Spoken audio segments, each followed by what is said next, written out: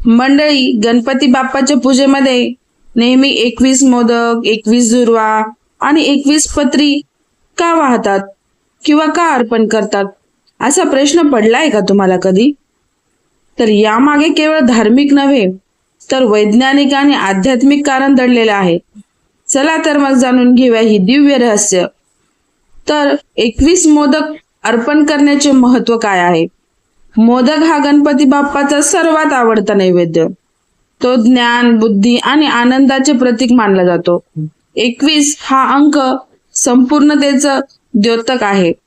10 इंद्रिये, 5 प्राण, मन, बुद्धी, चित्त, अहंकार, 21 या सर्व घटकांचं एकत्रित समर्पण बाप्पांच्या चरणी, म्हणजेच आपण संपूर्ण शरीर, मन आणि आत्मा गणरायाला अर्पण करतो.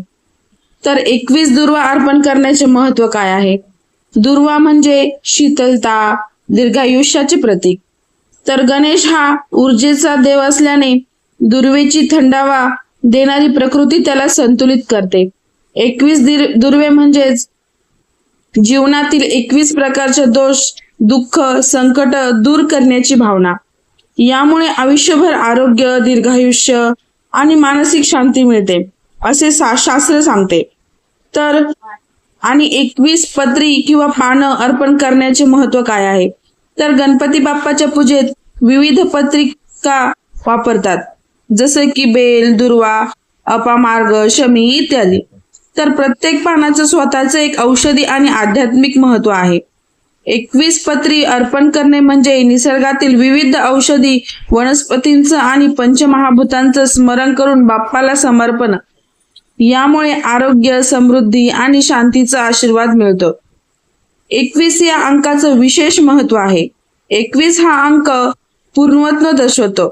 आपल्या जीवनातील 21 मुख्य पैलू शरीर, मन, आत्मा, इंद्रिये, प्राण, विचार, भावना, कर्म, संस्कार आणि निसर्गाशी असलेले नातं, हे सर्व गणरायाला समर्पित करण्याची भावना यात आहे.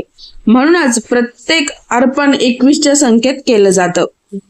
तर मंडळी, जेव्हा आपण गणपती बाप्पाला 21 मोदक, 21 दुर्वा आणि 21 पत्रिका अर्पण करतो, तेव्हा आपण केवळ पूजा करत नाही, तर आपल्या संपूर्ण अस्तित्वाचं अर्पण विघ्नहर्त्या श्री गणरायाच्या चरणी करतो.